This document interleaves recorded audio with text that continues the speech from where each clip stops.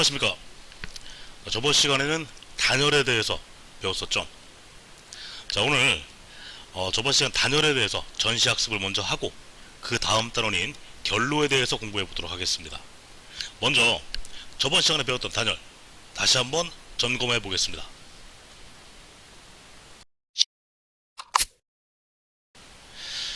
자, 저번 시간에 먼저 단열 재료의 종류에 대해서 배웠었죠.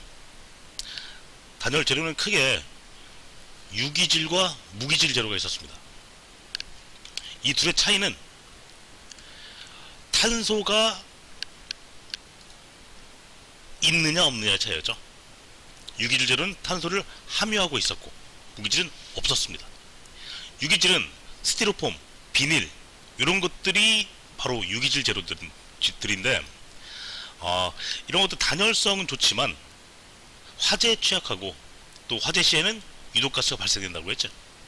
반면 무기질 재료는 열에 강하고 흡수성은 큽니다. 흡수성이 크다는 얘기는 단점이죠.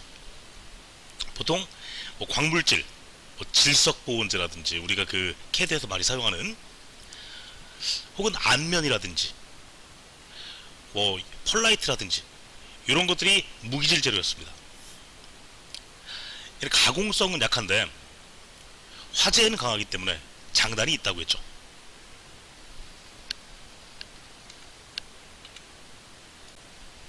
자, 그리고 또 저번 시간에 단열 형태에 의한 단열 방식의 종류에 대해서 배웠습니다.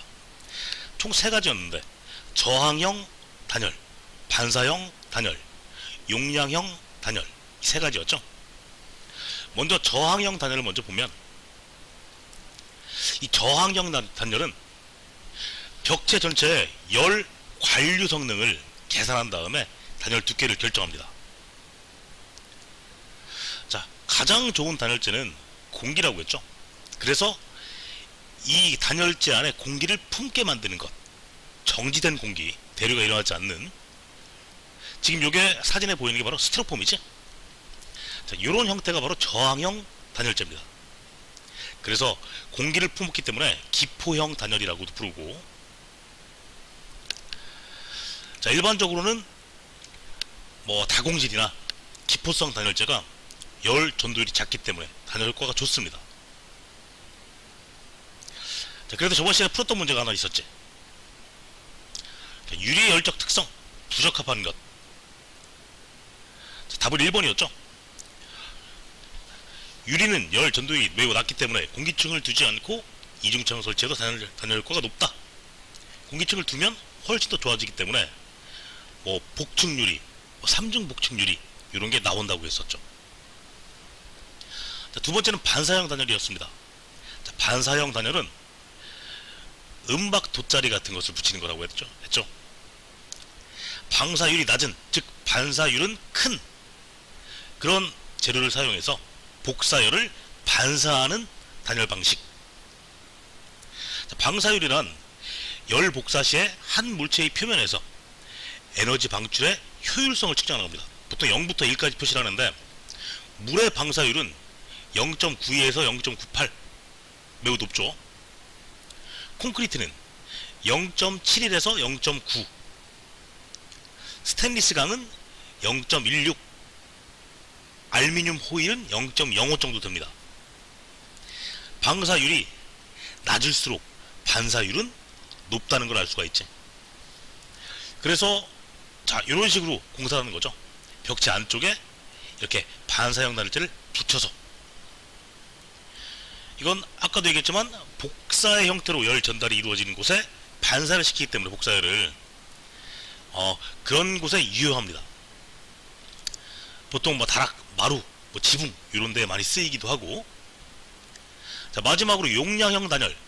요것은 자, 추결 효과를 이용한 것이라고 했죠. 지금 그림에서처럼 용량이 작은 물탱크보다 용량이 큰 물탱크에 물이 오랫동안 들어가듯이 열을 오랫동안 받는 거죠. 추결. 그렇게 해서 얇은 벽에 열 관류, 즉 열 용량을 갖다가 적게 축적하는 게 아니라 두꺼운 벽에다가 추결을 시키는 것을 지연시키는 타임 렉 현상을 이용한 방식이라고 했죠. 그래서 이건 보통 고온 건조 기후에서 열 용량이 큰 벽, 두꺼운 벽으로 낮에는 열을 천천히 흡수했다가 밤이 되면 또 천천히 열을 또 이제 방출하는 형태로 단열을 했다고 했습니다. 근데 최근에 쓰이는 것은 보통 반사형 단열과 저항형 단열 두 가지를 병행해서 쓴다고 했지.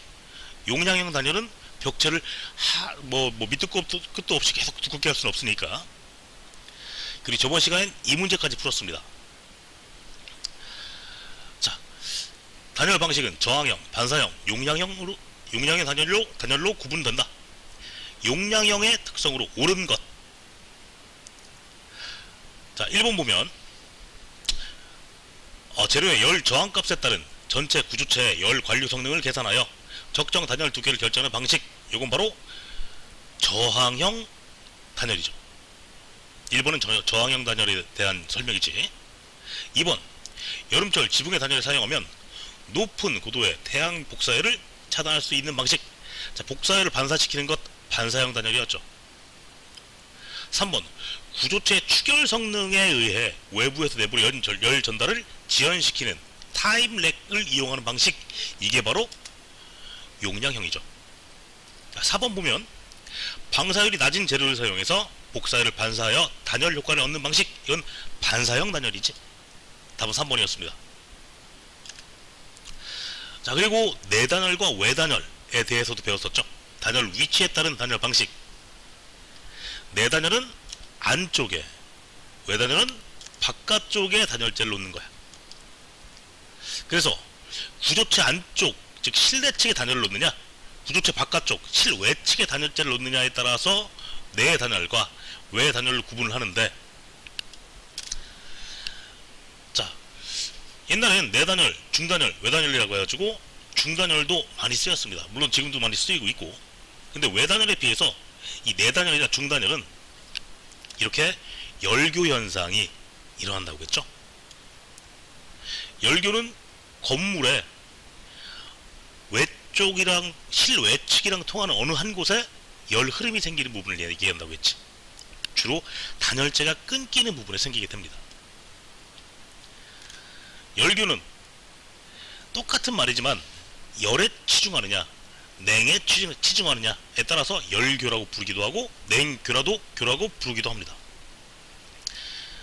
열에 치중할 때에는 히트 블리치, 열교라고 해서 따뜻한 공기가 빠져나가는 거에 집중했을 때 열교라고 부르고, 차가운 공기가 들어올 때는 냉교라고 부릅니다. 위치는 같은 위치지.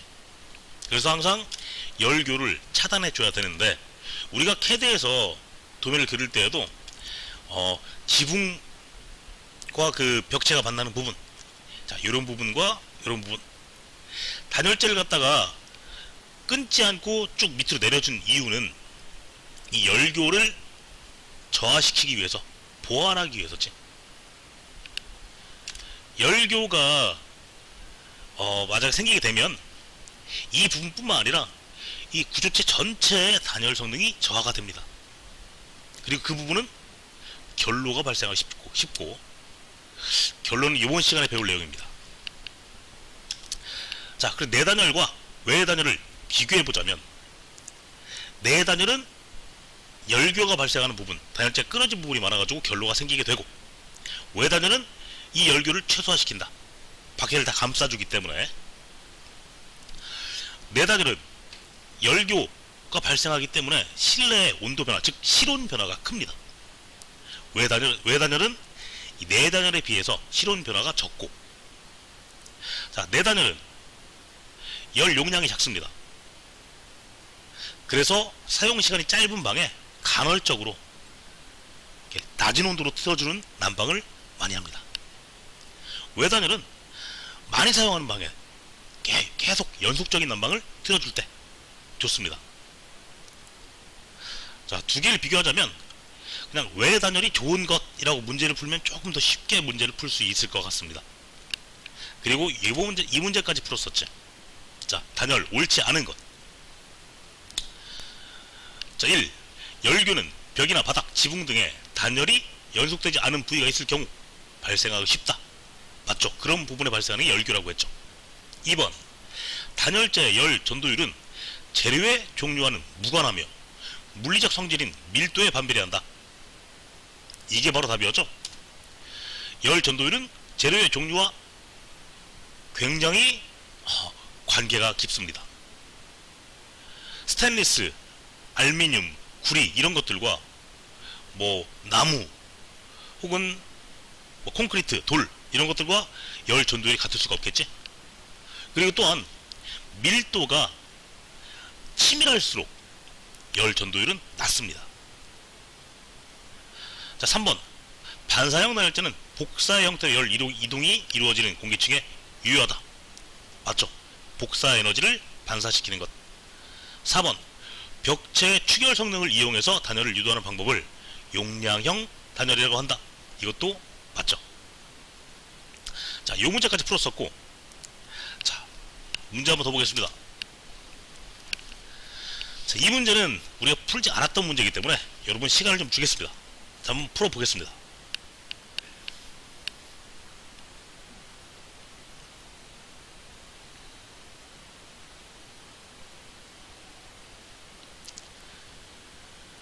자, 내 단열과 외 단열에 대한 설명이지. 자, 옳지 않은 것 골라보시기 바라겠습니다.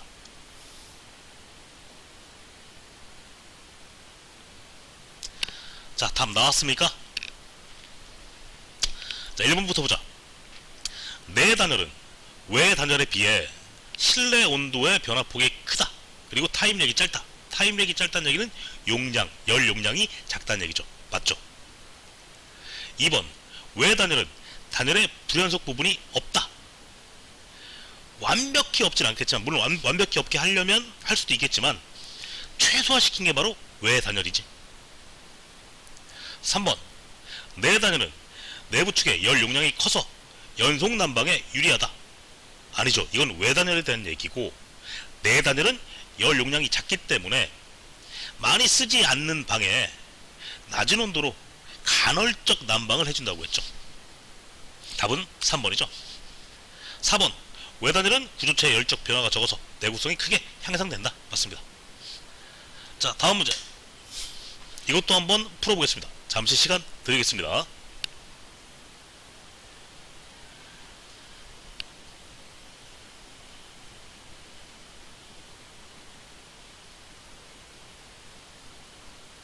자, 이것도 그렇게 어렵진 않은 문제죠.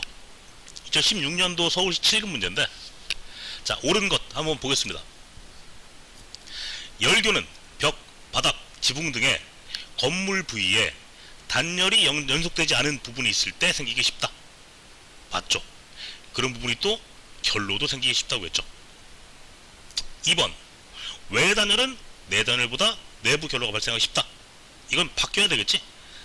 내 단열이 발생하기 쉽죠. 그냥 문제 풀 때는 외 단열이 좋은 거, 내 단열은 더 안 좋은 거 라고 문제 풀라고 했지. 3번. 단열재가 가장 두꺼워야 하는 곳은 바닥이다. 이건 우리가 캐드 그릴 때 생각해보면 되죠. 바닥은 85, 벽체는 120, 지붕은 180이었지.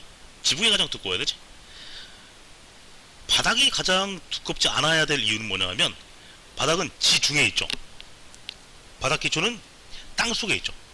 땅 속에 자체에 단열 성능이 조금 있죠. 그래서 단열재가 가장 얇지. 4번. 내 단열은 외 단열보다 실온 변동이 적어 냉방부하를 줄일 수 있다. 이건 둘이 바뀌어야 되죠. 답은 1번입니다.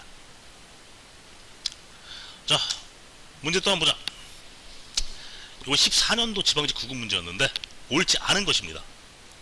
자, 내 단열, 외 단열 방금 전에 풀었던 문제랑 관계가 깊으니까 다시 한번 풀어보겠습니다. 자, 시간 10초 드리겠습니다.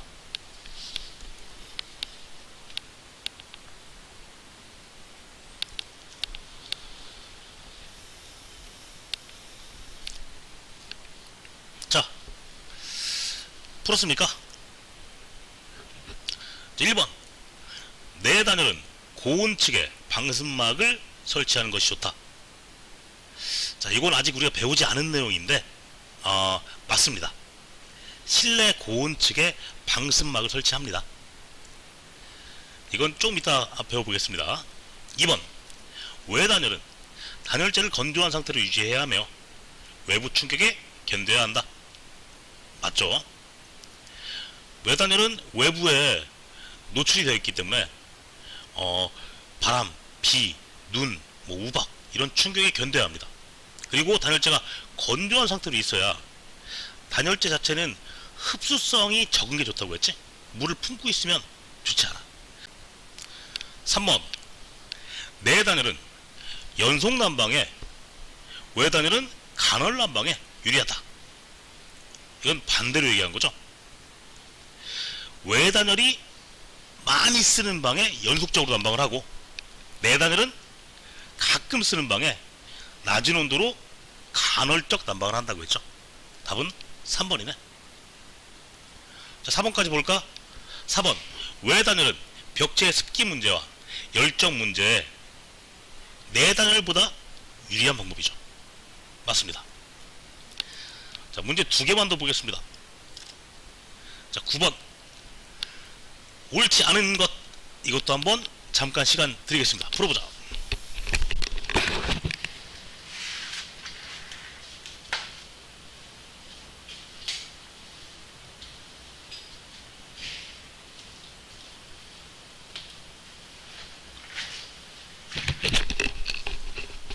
자, 1번, 저항형 단열은 열 전도율이 작은 재료로 단열 성능을 높이는 단열 방식이다. 맞죠?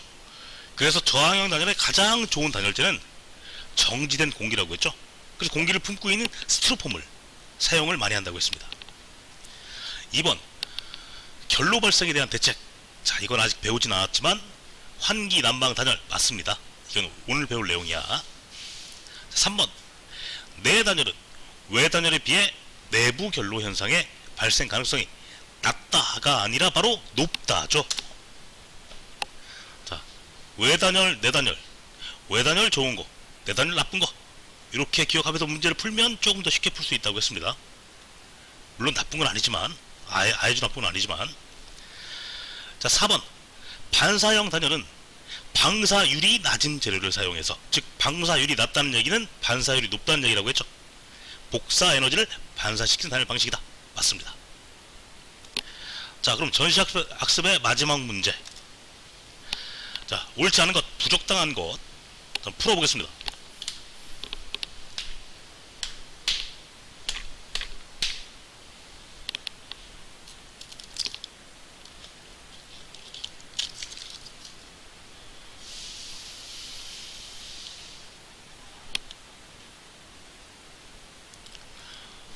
자, 풀어볼까?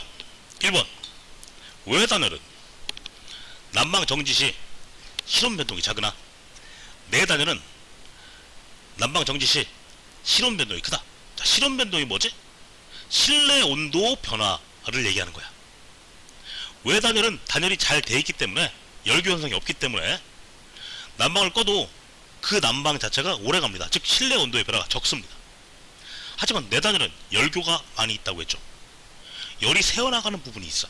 그래서 난방을 끄면 실내 온도 변화가 크게 차이가 납니다. 1번은 맞는 얘기죠. 자, 2번, 외단열은 결로가 쉽게 발생하지 않으나, 왜냐하면 결로가 발생할 수 있는 열교 부분을 갖다가 다 차단했기 때문이지. 내단열은 내부 결로로 구조체를 손상시킬 수 있다. 맞죠? 3번, 외단열은 추결 효과가 불리하고 내단열은 장시간 난방을 요구하는 장소에 유리하다. 이거 바꿔 얘기한 거지. 열 용량이 큰 게 바로 외단열이라고 했죠. 즉 열 용량이 크다는 얘기는 추결 효과가 크다는 얘기야. 그래서 외단열은 많이 쓰는 방에 장시간 난방을 한다고 했죠. 연속 난방. 내단열은 반대로 많이 쓰지 않는 방에 낮은 온도로 간헐적인 난방을 했습니다. 자, 4번, 외단열은 열교 부위에서 열 손실을 최소화하고 내단열은 국부결로 발생 가능성이 크다. 맞죠? 답은 3번이죠. 이렇게 저번 시간에 했던 내용이랑 조금 더 해서 그 단열에 대한 문제까지 풀어봤습니다.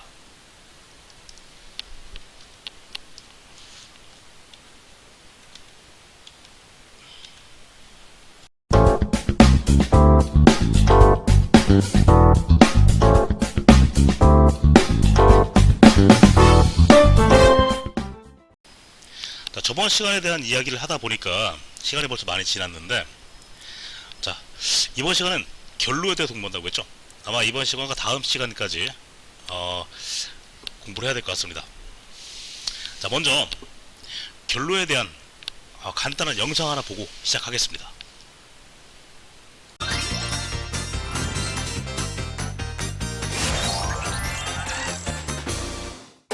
집안에 가득 찬 음식 냄새. 상식맨 환기를 시키기 위해 창문으로 향하는데요. 이때 상식맨을 찡그리게 한 것은 바로 결로로 인한 곰팡이들입니다. 겨울만 되면 상식맨을 괴롭히는 결로, 예방하는 방법은 없는 걸까요? 겨울철 불청객 결로. 외부와 내부의 기온차로 생기는 결로는 세균과 곰팡이 때문에 비염, 천식, 아토피 등을 일으키기 쉽죠. 따라서 미리미리 예방하는 것이 좋을 텐데요. 그 방법이 의외로 간단하다고 합니다. 가장 간단하고 확실한 예방법은 환기. 하루 1, 2회 한 번에 20분 정도의 환기는 필수입니다. 습도를 조절하는 것도 중요한데요. 겨울철 적정 습도는 40에서 60%. 수치나 화분으로 습도를 낮추는 것도 방법입니다. 베란다 창문을 1cm 정도 열어 실내 결로를 줄일 수도 있습니다. 창문에 물기가 생겼다면 깨끗이 제거하고 난 뒤 마른 수건에 중성세제를 몇 방울 묻혀 창문을 다시 한번 닦으면 습기 방지에 효과적입니다. 만약 이미 곰팡이가 생겼다면 발견 즉시 없애야 합니다. 어떻게 없앨 수 있을까요? 축축하게 젖은 벽지는 헤어드라이어를 이용해 말립니다. 그리고 분무기에 물 200ml와 구연산 한 숟가락을 넣어 섞은 다음 곰팡이가 생긴 자리에 뿌려 깨끗하게 닦아냅니다. 구연산이 없다면 락스와 물을 1:1 비율로 섞어 사용해도 됩니다. 원포인트 생활 상식, 겨울철 결로 예방법. 환기는 하루에 1, 2회 한 번에 20분 정도. 베란다 창문을 1cm 정도 열어두고 창문의 물기는 중성세제를, 곰팡이는 물과 구연산을 이용한다는 점, 이것만은 꼭 기억하세요.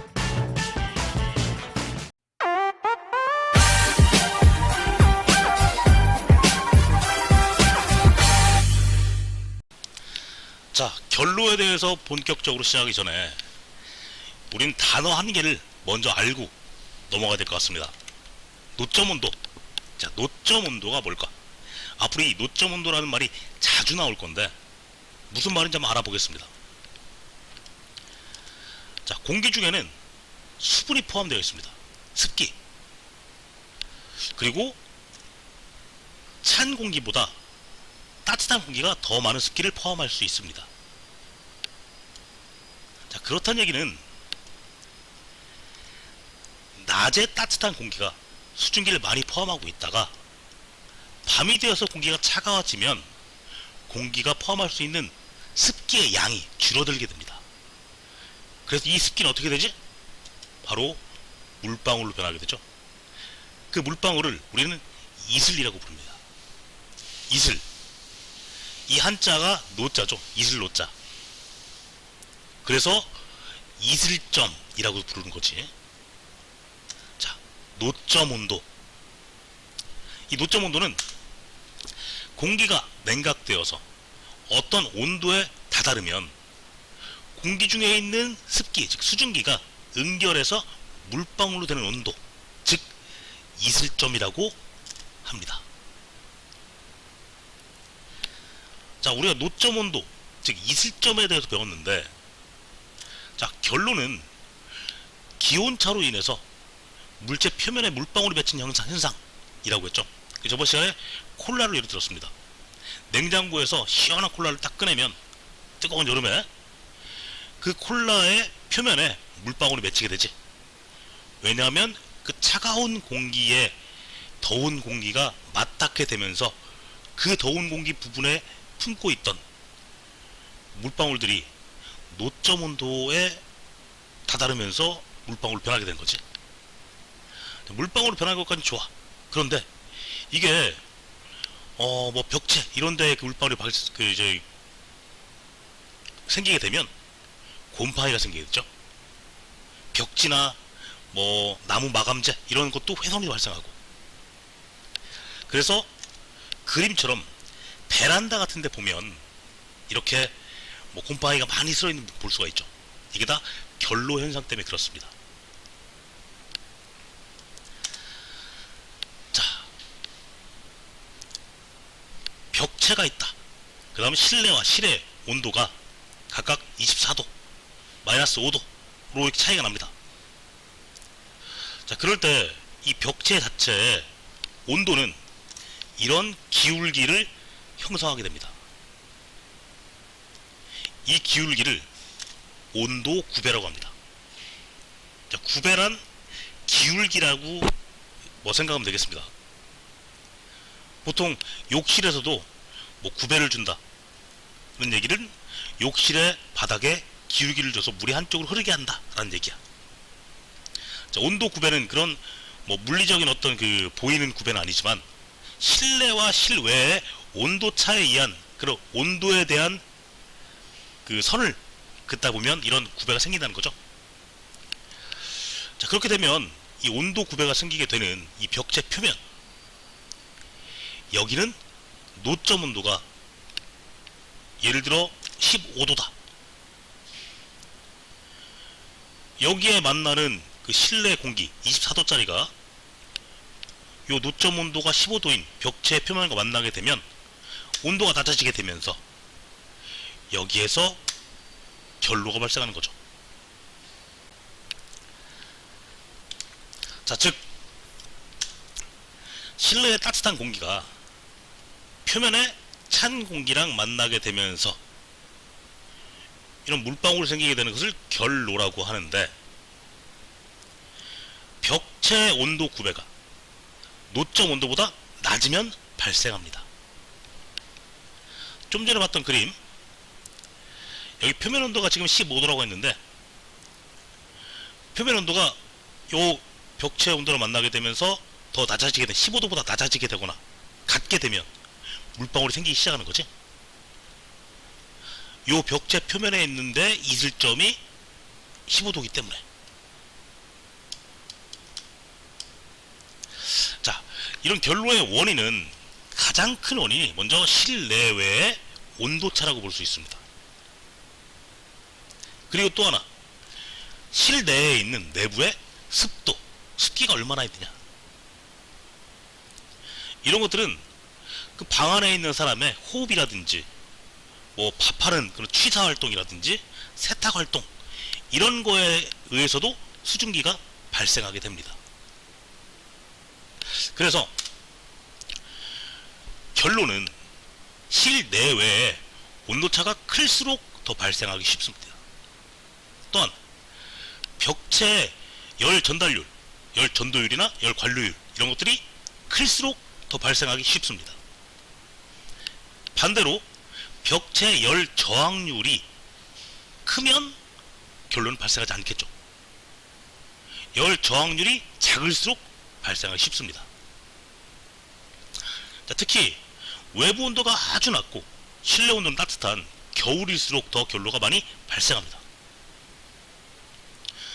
또한 주변보다 상대적으로 온도가 낮은 뭐 유리나 창문, 뭐 이런 측면 부분, 이럴 때일수록 더 결로는 많이 발생합니다. 마지막으로 아까도 얘기했듯이 내부의 습도가 높을수록 결로가 많이 발생합니다. 자, 그럼 우리가 결로의 어떤 개념에 대해서 배워봤는데 문제 한번 풀어보겠습니다.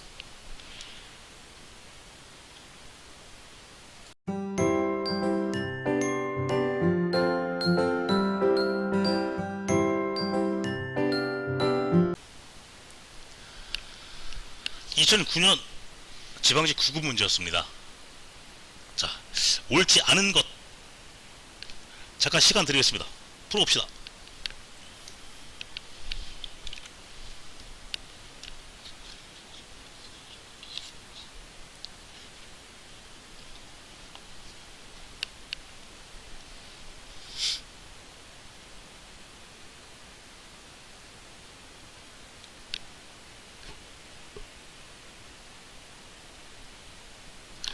자, 좀 어려운 문제인데 한번 풀어볼까요? 자, 1번 노점 온도 이하인 실내 표면이나 구조체 내부에 발생한다. 자, 맞습니다. 노점 온도, 즉 이슬점 이하인 실내 표면에 생기게 되고, 좀 이따 이제 내부 결로도 배우게 될 텐데 구조체, 즉 벽체 내부에도 발생합니다. 2번 건물의 기밀성을 강화하면 결로 감소에 큰 효과를 발휘한다. 요게 답입니다. 왜냐하면 건물의 기밀성, 즉 건물에 빠져나갈 틈새가 없게 만드는 게 기밀성이지, 틈새가 없게 만들면 단열성에는 효과가 좋습니다. 하지만 결로엔 효과가 없어. 자, 조금 어려운 문제인데 뭐 3번과 4번을 보면 좀 답이 좀 나오겠지. 자, 3번 제실자, 즉 방 안에 있는 사람의 호흡이나 취사, 세탁 이런 것들에 의한 실내 수증기 발생원에 의해 발생한다. 그럴 수 있다고 했죠. 4번 더운 습 공기가 그 공기에 노점 온도와 같아지거나 아니면 낮은 온도의 표면과 접촉할 때 발생한다.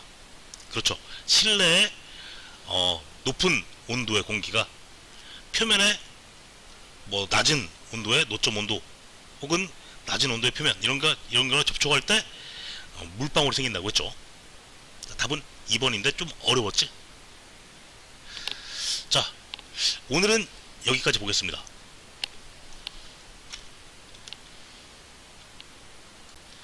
자, 다음 시간엔 결로에 대해서 마무리를 접어보도록 하겠습니다. 자, 수고 많았습니다.